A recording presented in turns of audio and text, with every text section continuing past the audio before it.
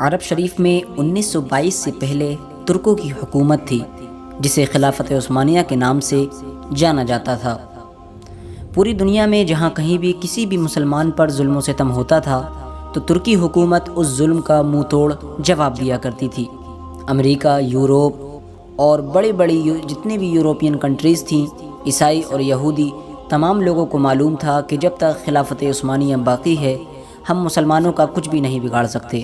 ان لوگوں کو اگر سب سے زیادہ کسی کا ڈر تھا تو وہ خلافت عثمانیہ تھی، لہٰذا انہی وجہ سے ان لوگوں نے خلافت عثمانیہ کے خلاف سازشیں شروع کی اور خلافت عثمانیہ کو ختم کرنے کے لیے منصوبہ بندی بنانا شروع کر دی تھی۔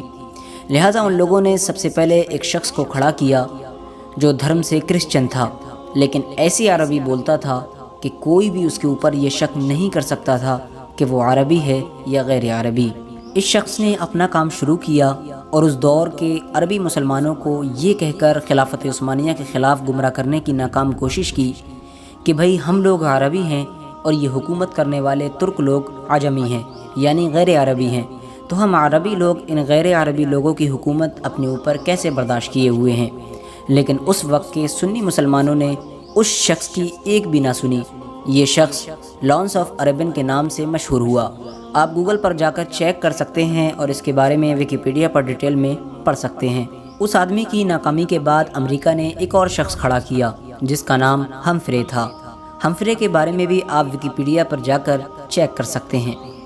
ہمفرے کی ملاقات عرب کے ایک شخص ابن عبد الوہاب نجدی سے ہوئی اور ایک قبیلے کے سردار ابن سعود سے ہوئی۔ ہمفرے نے ابن سعود کو عرب کا حکمران بنانے کا لالچ دیا جس میں ہمفرے کامیاب ہو گیا۔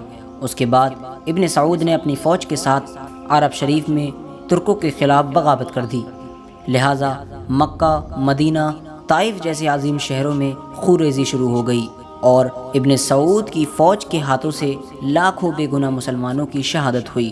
لہٰذا ان حالاتوں کو دیکھنے کے بعد خلافت عثمانیہ کی طرف سے یہ اعلان کیا گیا کہ ہم مکہ، مدینہ اور طائف جیسے عظیم شہروں میں خونریزی نہیں کرنا چاہتے، کسی بھی مسلمان کا خون نہیں بہانا چاہتے، لہٰذا ہم عرب سے خلافت عثمانیہ کو ختم کر کے اپنے ملک ترک واپس جانا چاہتے ہیں۔